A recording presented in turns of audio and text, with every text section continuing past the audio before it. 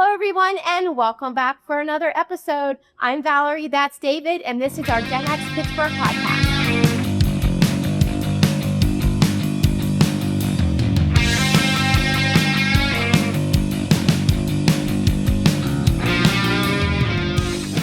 Tonight, our special guest is Melissa Lenos. She is the co-author of Generation X, the popular culture that defined the MTV generation. We'll chat about the book, we'll reminisce, and finally put a period on the question, when exactly did Gen X starts? You know what's exciting about that book, Valerie? What? I'm in it. Yeah, I know. You've told me like 100 times. I know. I told everybody, right? I told my mother, I told my son. My son didn't care, but Yeah. I told him. No. Well, I'm in your book, so. You are. So now You we're equal. Right. So, how's week? It was good. I got my hair did. Good for you? Well, it's good. How was your week? It was good. You know, I was thinking before we started the show, I have worn different shoes on every show. You have? I have. And I could, these are Doc Martens, I can wear different Doc Martens for the next month and never repeat. Does he seriously have 30 pairs of Doc Martens? At least. Really? And if we're talking tennis shoes, if we're getting into tennis shoes, I could go 60, 75 days without repeating shoes. Let's start a calendar. Okay. I think it's worthwhile, right? Hey, shoes. I think we should. And here, how about this? Most of those shoes were bought to match a shirt that I have. So I can wear a matching shirt with shoes. Wow, I'm very proud, and I bet your wife is too. She hates the money I spend on shoes. I even have flat Doc Martens. Do you really? I do. I have one pair of Doc Martens right now. That's about it. I have many. Wow. This. You beat me, and my husband thinks I have a lot of shoes. Kim thinks I have a lot of shoes. I can't wait to tell him about you. Yep. I won't feel so bad. Kim has 4 pairs of shoes, and one of them has holes in. But I'm like, no, we can't get you new shoes. I need a regular Doc Martens. What's wrong with you, Kim? That's right. Oh dear Lord! I think we're gonna have a great show today. We are. I'm looking forward to it. Me too. This is our first official, with an actual authority on Gen X, right? Everyone else has just been whatever, right? I mean, somebody who's been alive, somebody who's been in a band, so right? But this is now somebody that we can actually talk to about Generation X. Give us a lot of answers on some of the questions that right, and probably tell us a lot of things we've said in the first 5 shows were just absolutely incorrect, right? Right? We've just been going by the laces of our shoes. Oh my God! Now look at that. Here we go. Look at that. On that note, we're going to take a quick break, and when we return, Melissa will be up here. Stick around, we'll be right back. Where do Pittsburghers go to make a good night even better? Con Alma in downtown Pittsburgh, where the lights stay low, the jazz speaks for itself, and the kitchen is on point. Come early and stay late, and let the night do the rest. That's Con Alma, downtown Pittsburgh.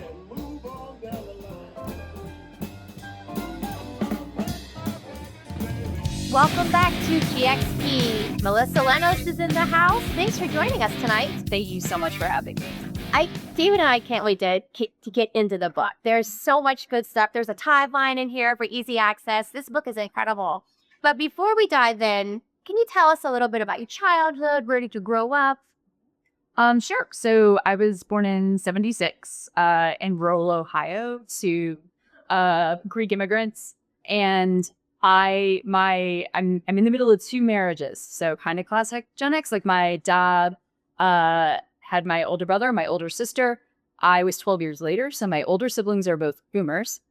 And then my dad remarried and had my 2 younger half brothers who are both millennial.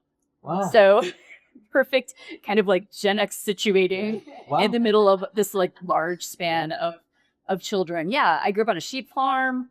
Holy cow. Yeah, no. And because I was so much older than my little brothers, I did spend a lot of time not only being a kind of classic latchkey kid, although we were so rural, I don't even think we had keys, not locking doors at that point. But kind of getting home from school and helping to get them situated and make them snacks and put them in front of the TV immediately. We were pretty working class, so we didn't have cable, or all of my cousins had a Nintendo way before I had access to one and things like that. So I feel like I missed out on a little bit, except that the thrill of going over to somebody's house and seeing the tech that they had access to me was a really kind of seminal part of growing up Gen X. So kind of getting to experience those things as novelties, which is how they're treated now in a lot of ways.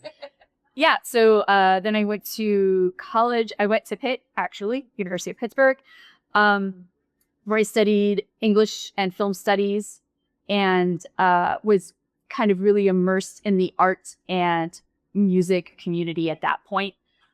So folks familiar with Peach Pit or with the what was originally Roboto and is new Roboto. I was kind of on the outskirts of all of that and getting to watch it happen in real time. Yeah.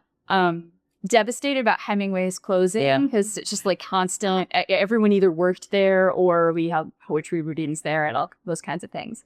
So yeah, I went to the Beehive a lot and loved Pittsburgh so much so that I went ahead and took 6 years to get a bachelor's degree just to like hold on as long as I could. Right. And then I went to Temple in Philadelphia for my PhD. Yeah. Yeah. Nice. Very nice. Well, you are or you were in a band? Oh, I'm currently in a band. Tell us about that. My band is called the Dewey Decibel System. Yes, the response we always hope for. We're kind of art punk. We've been on a little bit of a hiatus because as a band made up of Gen Xers, my guitar player occasionally has wrist surgery, so we have to go on hold. Right. But we play out and we play Roboto, Government Center, Bottle Rocket. Anyone who will have us. Yeah. I love that. Yeah, it's very silly. I love it. It's kind of goofy music. We write songs about memes and things like that. I love it. But last year for Bottle Rocket's Halloween show, where bands played as other bands, we got to be The Cure. Oh, very cool. And that was just a dream come true. Yeah. So we were talking before you got here, Valerie and I, and we were wondering what made you decide to write this book and why did you decide, how did you decide to do it with somebody else? I mean, how did that happen? Well, I cooked with Bloomsbury before. My first book is a kind of classic introduction to film studies textbook. So we had a good relationship. Kevin had also written a book with them on 80s pop culture. Okay. And Teddy Corbison, he's their host. Co-author, yes. And he was so sad he couldn't be here, but he lives in Brooklyn and was not make that commute. And we kind of hoped that doing a book with my first book was with a co-author, but different because I was a graduate student and he was a faculty member. And we had kind of been curious about what that process would look like, writing a book with a peer, and particularly writing a book with a peer who's also Gen X, very passionate about Gen X, has a lot of opinions about Gen X. Me too. Yeah, so when Bloomsbury approached us and said that they were going to add to this series, they had a book about boomers. The millennial book may have beat us to press, I'm not sure. We jumped on it immediately and then proceeded to get spreadsheets from all of the different editors connected to the project, all of whom had literally hundreds of suggestions about what absolutely has to be covered in this book. Right. And they're all in conflict with each other and none of them aligned with ours. Yeah. And so it was just even that process of kind of negotiating what gets. And so a lot of the introduction is us talking about how the book becomes very much a reflection of our experience as Gen Xers, which is white, working class and middle class. I'm from rural Ohio, Kevin's from Louisville. So it ends up very much reflecting our experiences. And that's one of the reasons that we were really conscientious of doing interviews with people who were either older or younger, or people of color who had had different experiences than we had. And that is just a blast. It's one of those, I don't know if you guys experience this in writing, just like the dread that you feel until you sit down to write and you're like, why am I procrastinating? Well, this feels glorious. Right. I always tell my students, I don't like writing, but I love having written. Yeah, sure. Right. Well, so I'm curious. First of all, the book is expansive. I mean, everyone should know that it really does. I was surprised by all the topics and I was really interested. And now that you spoke a little bit about your film studies, I'm interested in talking to you about some of the movies because I love some of the things you said about singles, right? I did what I'm assuming everybody does, is you start to look to see, if your favorite thing is in the book, right? Now, that being said, I can't help but see if the replacements are not in the book. How can you do a book about Gen X and not include the replacements? This is every conversation starts with that. You can't have a book about Gen X without having.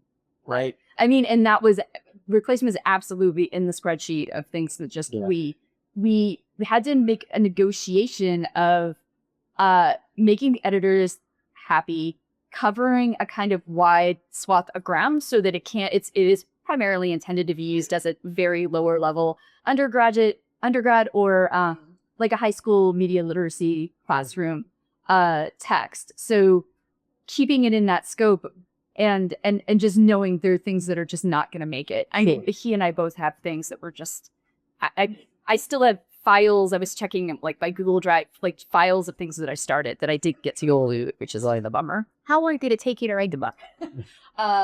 Thank you for asking that question. So the dedication is that it's for the slappers because it was 4 years late. And that is 4 years later than the due date, which would have been 2 years after your we began working on it. Lots of just weird life situations happened. My father unfortunately died. I got divorced. Kevin got divorced. COVID happened. I changed jobs. I moved across the country. So we just kept having to push it and push it. So it took far longer than it should have. Well, how long did it take though to decide on the final topics? Because just so everybody knows, it's not just simply, I mean, it's everything that touched pop culture, right? But it's not a light book in it. I mean, yeah, there's singles, there's Reality Bites, there's Empire Records, but and REM, but there's also O.J. Simpson and the Challenger explosion, right? So I mean, it really takes a deep dive, I think anyways, into at least all of those things from the television generation that matter to us. How did you decide on those? So honestly, we had finished the book and sent in the proofs, and they came back and had a list of 10 more things that. So it was a constant. I mean, it was supposed to be 100 entries. I think it ended up 110. So, because we just had to tell them, like, this isn't what you contracted us to do. Like, we're happy to do it, but also we're way beyond the scope. The front section that has the kind of introductory, like, sort of short conversations about things like Gen X and their experience of public health, or Gen X and heteronormative relationships, like the fact that the divorce rate spikes when we are children. Those are standard for the template for the series that this book belongs to. Okay. The individual entries, we really had a lot of leeway on once we got moving on them, with the additions that the editorial folks wanted. So yeah, but it was really, we sat down and we initially began, we came up against this question of, are we writing a book about the popular culture that we experienced and that made us who we are? Or are we writing a book about popular culture that's now being generated by Gen X creators? Right. Yeah. And I really wanted to talk about both. So we did negotiate that as well. Because I think that the material that Gen X, showrunners and television and filmmakers, I think that the content that they're creating is so fascinating. And also when you go back and look at a movie like The Breakfast Club, that comes to mind immediately, that is a boomer vision of a Gen X community. Yeah. And it's this like weird kind of idyllic, aspirational, what the boomers would have liked us to be. Right. That's a very interesting explanation though, because I know when I wrote my book, people were saying to me, are you going to have people of color? Are you going to have immigrants? And on the one hand, I understand the urge, the desire to have that, because that's where we are. We've moved beyond. But the fact is, the experience that I had in Pittsburgh in the 90s, in the South Side, was there. I mean, were there people of color? Sure, but there wasn't a lot right at the Beehive. There wasn't a lot at Slacker. They existed. I'm not trying to say that culture didn't exist, right? But it just was different. It was primarily still, even though we were the ones, tell my wife all the time, I feel like this, right? Like we were the ones who laid the groundwork for a lot of the LGBTQ plus movements that have happened, the trans movements that have happened, the immigrant movements that have happened. But we were still, like you said, sort of heteronormal, white, suburban in a lot of ways, even if we were living in city. Yeah. And take that experience and move it to rural Ohio and just imagine. I mean, there were essentially no children of color at my elementary school or my junior high. I went to a private high school, so that was a little bit more diverse. But growing up in my neighborhood, because my dad had a funny accent and my dad was very kind of like classic Greek swarthy. I did not inherit this. Like the racists in our neighborhood would like look askance at him. Like, are we, should we go get a cross to burn? Like, who's this guy? Where did they come? Because it was just so isolated and so homogenous. And I mean, this is the thing that I'm kind of perpetually yelling at my students about: pre-internet. Right. So we were not being exposed. All of our cultural exposure was whatever we were seeing on TV, which was extremely white and heteronormative. Yeah. With the exception of things like the Cosby Show and 227, which Cosby in particular, like problematic. So we were just not getting the exposure. I was thinking the other day about Sesame Street and how as a rural kid, just seeing this vibrant and diverse community, like, where the hell is this magic location I never experienced in my life? I grew up in Canton, Ohio. Oh, yeah. So I know so exactly. I know what it was like. Yeah. Yeah, Canton. My mom took out the football hall. Oh. I'm a little bit towards Maslin, but yeah. And so how many interviews did you do? I know that I was interviewed, but how many interviews did you do total? And were some of them incorporated into the topics themselves? Yes. So I think we ended up with between 12 and 15. It was oddly difficult to get folks. I tried to make it as low of a lift as possible, saying, I'm happy to do everything over email. I can send you the questions in advance and you can, reply at your leisure. I think, again, because we were getting into that portion during COVID and people were just at their limit, not able to take anything else on. But what would happen is we would essentially run into people. I think I came across your book and was like, well, this makes absolute sense. Rob Zabrecki of Possum Dixon is in there because Kevin and I went to one of his magic shows. Wow. And I was like, he was in Pittsburgh doing a whole stint at Liberty Magic. And I was like, can I buy you coffee and ask you about Lollapalooza? Because you were, and he's like, I don't remember much of Lollapalooza, but sure. So getting that opportunity to kind of honestly take whoever we were able to get. I think the woman, I'm not going to be able to pull up her name on the top of my head. The woman whose father was in Dukes of Hazzard. Yeah. Kevin knows through New York academic community. Yes. And that was when we were I was so hoping that she would talk about just the, again, the complexity of being a middle-aged Gen X hyper literal academic and having there be this deeply problematic TV show. Really growing up on the set of the Dukes of Hazzard and just stories are wild. Yeah.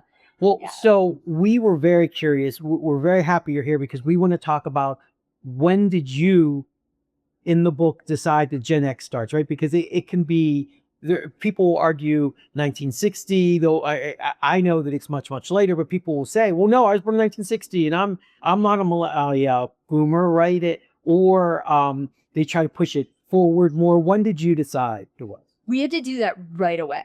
That was at one of the first decisions that we had to make because we wanted to build off of this timeline that the press wanted. And honestly, we just did a deep dive in demographics research. We kept it strictly to the US because, again, we were writing about our experience. We have one Australian Gen Xer who we interviewed, but the lens of this was going to be extremely US centric, just by necessity of keeping it compact and also reflecting the experiences that we felt qualified to speak to. And when we dug in all of this demographics research, we just really ran the numbers, and the most common was 65 to 80. But is that uncommon? Aren't most generations 18 years, or for this kind of research, are they typically 15? It varies, and it seems to vary. I was reading a lot about the boomer cohort split, and some of it has to do with the impact of a historic event that causes a cutoff. Okay. So some seem to be going longer and some seem to be going shorter. I think the Zoomers are getting, I feel like, again, like COVID ended up being kind of a cutoff moment. So children who grew up going to school for 3 years, essentially online, like that's going to be a marker for a cohort because it has to do with the shared experiences. So when you mentioned the Challenger explosion, that was one of the first things on my list. Not because I'm dark, but because I was like, this is an absolutely formative experience that we have to talk about. Right. So yeah, I think that some of it has to do with, age, the generation that came before and when they tend to have their children, but also when there are these shattering moments that create divisions that might not have necessarily been there otherwise. Yeah. So I really think it's interesting that I don't think you say this in the book, but I think that television is one of the primary movers of this, right? And I know that for myself, Challenger, yes, but the first thing I remember from television was the Tylenol scare, where they poisoned the Tylenol pills. And the reason it made such an impact on me was I was allergic to aspirin. So the only thing I could take was Tylenol, and I thought, oh my gosh, I'm going to die, right? But I wouldn't have known about that but for television. Right. And I think that's is that one of the primary movers from our generation, I guess is the question? Yeah, and the thing is, with us and millennials, I think it's going to end up being almost unique. Yeah.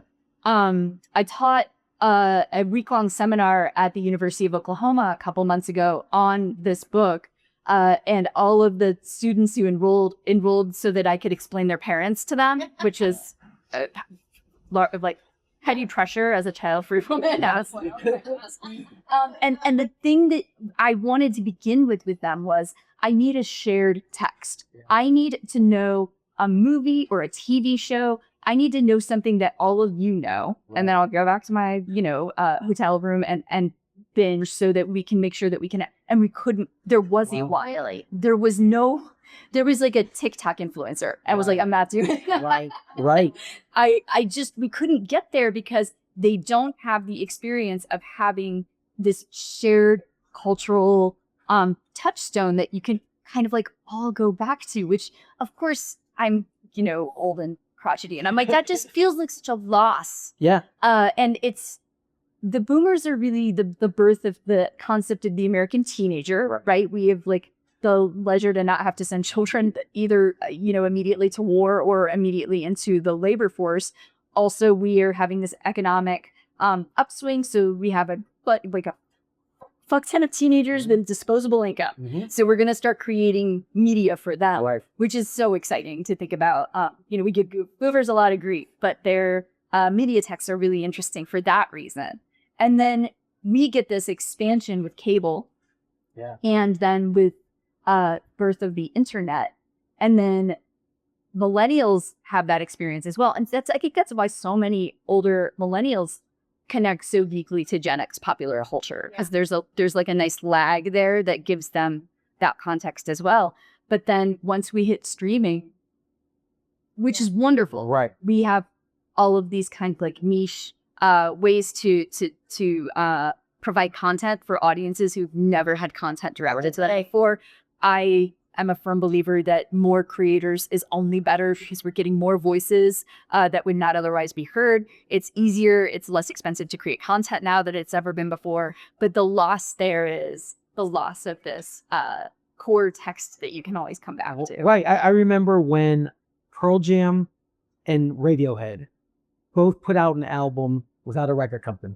And I remember Pearl Jam's manager was interviewed and they said, so now there's no need for record companies anymore. And his response was, sure, you just have to be Pearl Jam or Radiohead first, right? And I mean, that's not true now, but maybe it should be, right? I mean, because there's so much information available that we didn't have, right? Like, I mean, I understand people use the phrase gatekeepers and maybe they use that as a pejorative, but you knew when a band got to a certain level, even an indie band, let's just say, the Rollins band or Black Flag or REM or somebody, who was really indie, they were still of a quality that you don't find.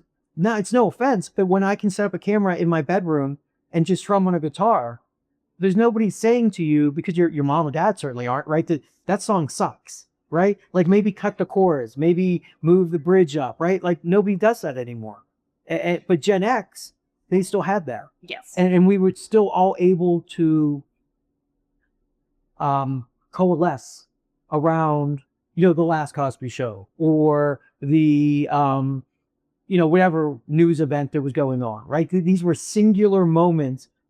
And I think, I don't want to keep up, but, that sort of gave way. What came after that, when people start being distrustful of the media, it's because there's no one source anymore, right? Or three sources. Now it's get it wherever you get it, and hope that it's not AI. That's exactly right. Yeah. Yes. Yeah, and the music industry facet of that, for me, it's not just the gatekeeping, but the loss of independent radio. Sure. So the section in here on radio, I just get enormously emotional while writing it, because that moment when Clear Channel just starts, but it's like we got rid of these non-conglomerate media acts. Everything gets deregulated. Clear Channel buys everything. And there is essentially no more independent radio aside from college radio and NPR, which is wonderful. And I don't know what we would do without them. But that loss of the opportunity, for somebody to hand a CD to somebody who worked at Pitt's radio station and be like, play my music, and then I'm gonna go play a show, at Roboto, and maybe somebody will see me. I mean, that process I feel like also a loss. I do think that even with the glut of material online, because it's sourced from the ground up, I think that there's still an opportunity for the quality to punch through. Yeah, sure. It is, though. You are so right. It used to be that when you were in college radio, if you were a band, if you could chart on CMJ, then you could probably get on some alternative music station, on the FM dial. And once that happened, hopefully you're off to the races. Right. That doesn't happen anymore. Right. Yeah. And I think that some of the major festivals still, do they do local band stages anymore? I believe it. Well, last time you went to the Vans Warped Tour. Yes. So it's that is a loss as well. Although I do think that post-COVID, the live music scene, at least in Pittsburgh, seems to be revamping. It does. And it is so welcoming and so just mutually supportive in ways that have been delightful for me to see. Yeah. The kids are all right. Yeah. And so what's the goal with this book? Do you want it to be taught? Do you want it to show up in libraries? Do you want it to be bought at Barnes & Noble? All of those things? I mean, what's your end date? Do not buy this book at Barnes & Noble. The goal is to get it into libraries. Okay. It is, it's from Bloomsbury Academic. It is the academic press. Kevin and I are both very... we try to write more conversationally in a way. You both teach undergraduates primarily. So we are most interested in taking complex concepts and making them accessible to as many people as possible. So the hope is that, I keep telling folks, tell your local library to buy a copy. Tell if you work with a university or near a university, please ask them to buy a copy, because that is going to be where it gets into the line of sight of folks who might teach it, or students who will use it as a resource text. That's wonderful as well. Fantastic. Well, we're going to take a quick sponsor break and we'll be right back. Stick around, everyone. When I need a coffee that actually shows up and a suite that understands commitment, I head out to Potomac Station Coffee. Everything's made in-house, always fresh, and yes, that cinnamon roll, you're eating the whole thing. And the ever-changing latte menu is legendary. Check out Potomac Station Coffee House next to the tracks in Dormont. Welcome back to Gen X Pittsburgh. I have a question for you. How is Gen X influencing now? What is your opinion on that? So what's really interesting to me is both that we have wonderful Gen X creators, folks working particularly, I think, in streaming television, who are creating these reflections of our experiences in ways that are like almost retroactively aspirational. So I don't know if either of you've seen the show Yellow Jackets. No. Example that I really love to think about, because on the one hand, it is just this joyful vision of teenagers playing on a soccer team in the 1990s, and then they get stranded and there's a plane crash. And that's less joyful in Africa. The part that gets very to the core of what I feel like I'm seeing in a lot of these Gen X generated texts is having a show that takes place in that time in which interracial relationships, queer relationships, I mean, are accepted and embraced by these characters publicly and in a visual and a visible way that would not have been possible at the time, right? Just because of the limitations of television and mass market media at that moment. The other one that's really interesting to me is Gen X media being generated by millennials.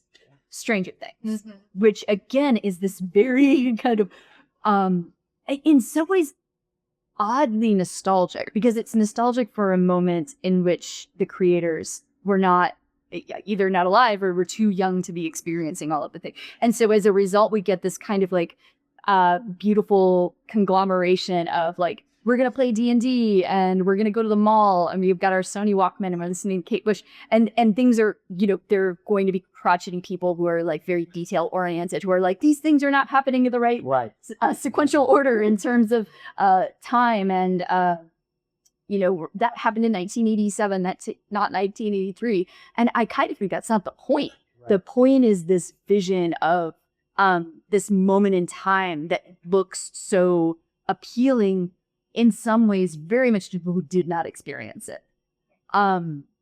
So I think that some of it is this retroactive social aspiration of having a more kind of like wistful, like what if our childhood had the freedom and the openness that children today have access to, but then also this opportunity to expose a new generation to music. Yeah. So Yellow Jackets, there are these like beautiful sequences where people are giving each other mixtapes.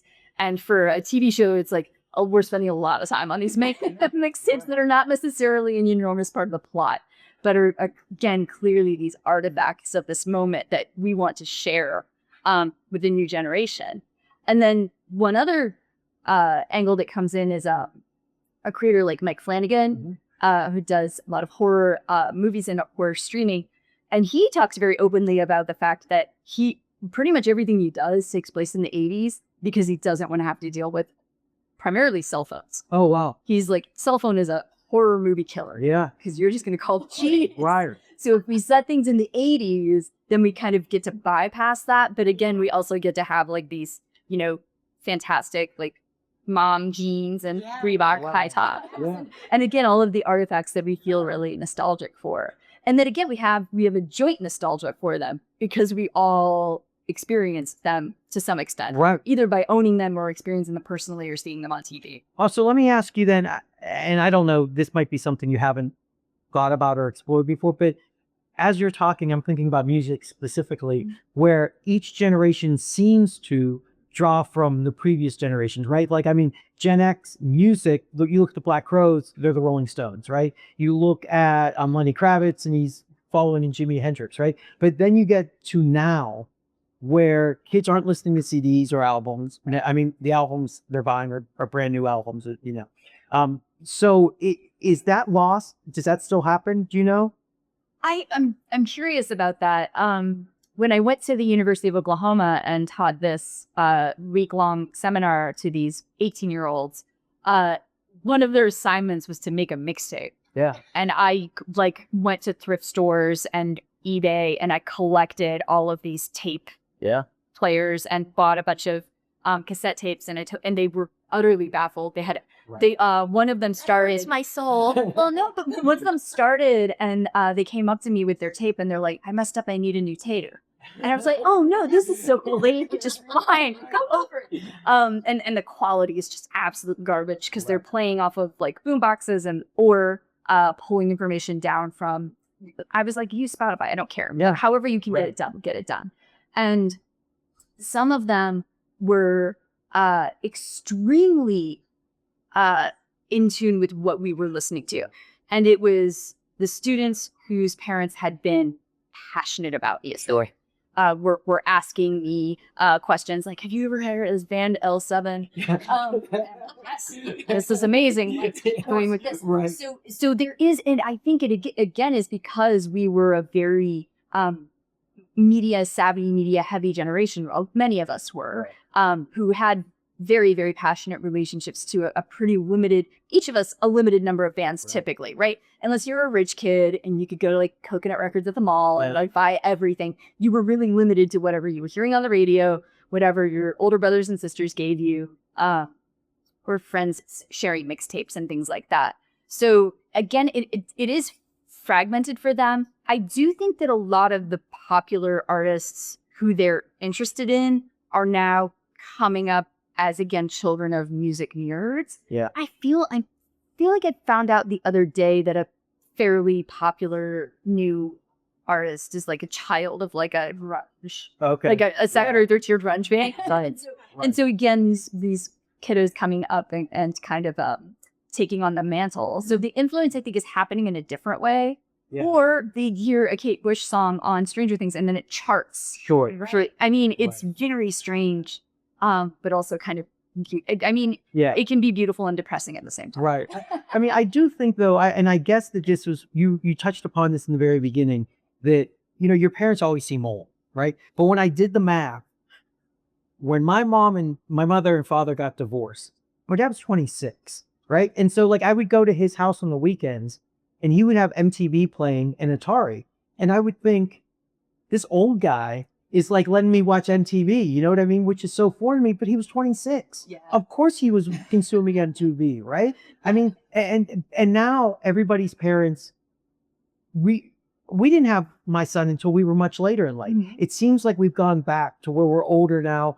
Families are obviously more stable. There's not divorce rate, at least I don't think is as high, right? So I mean, but is something lost when that sort of stability sets in?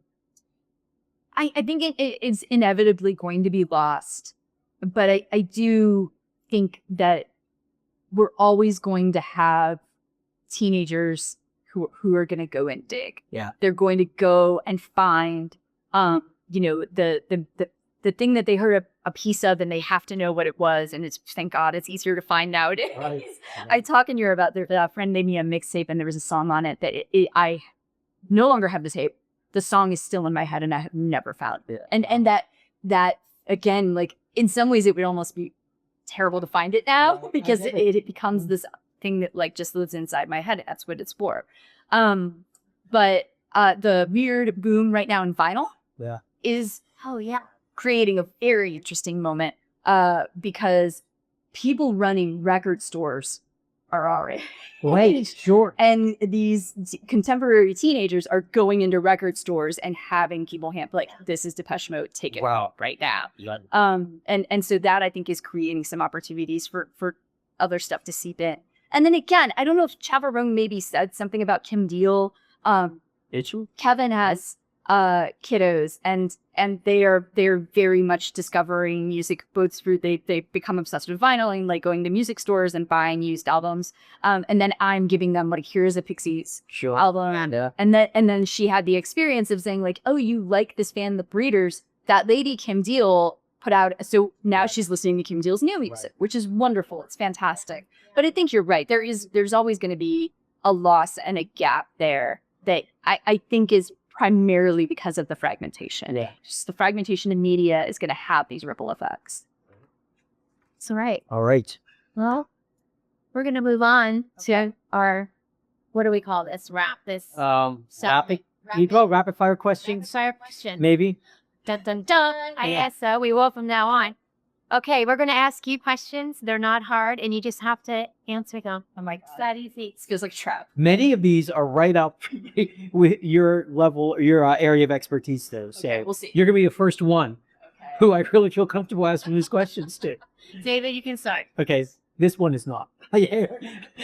Iron City or Rolling Rock? Iron City. Three Rivers Stadium or Heinz Field? Oh. Three Rivers. Favorite Gen X band? Pixies. Turner's or Schneider's? I don't know what that means. The Turner's. Yeah. I only know Turner's. I Okay. did. Schneider's took it out of context for me, so I only know Turner's. Okay. What's your favorite Gen X movie? Reality Bites. Okay. Oh yeah, that was nice. Stanzies and Chauncey's or Metropole and Rosebud? The Metropole. Yeah. That was kind of a silly question to ask you. Is Die Hard a Christmas movie? Absolutely. Nirvana or Pearl Jam? For me, Nirvana. Okay. Yeah. And which character from The Breakfast Club you identify with the most? Ali Sheedy's. Okay. Yeah. Southside Beehive or Oakland Beehive? Oakland. Ah. Okay. Just sheer, it was right there. Yeah. Okay, one more question. What was your greatest Gen X experience? Oh, my greatest Gen X experience. I think it was going to college, meeting people who were not like me for the first time in my entire life, immediately shaving my head, getting a toxic musician boyfriend, and dropping out of college. Yeah. Just absolutely. That's I am not the person I am today without those experiences. Other than the boyfriend, I had very much the exact same experience. yes, same here. Yeah. Well, Melissa, thank you so much for joining us. This has been This has been great. fantastic. Thank you so much. Thank you. Yeah. Delight. Yeah. I hope I can come back sometime with my co-op. Oh, definitely. Yeah. Yeah. Well, and go find the book in your local library if she's telling you not to buy it at Barnes & Noble. Right, go find it. It's And if they don't have it, have them buy it. Yes. And before we go, we also want to thank Potomac Station Coffee House and Con Alma, our sponsors. And thanks, everybody. We'll see you guys next week. Hosts for the Gen X Pittsburgh podcast are David Rullo and Valerie Christofel. Executive producer, David Rullo. Producer and graphic design, Kimberly Rullo. Producer, Valerie Christofel. Video production and editor, Brent Isaac. Music by Neostem. Sponsored by Potomac Station Coffee House and Con Alma.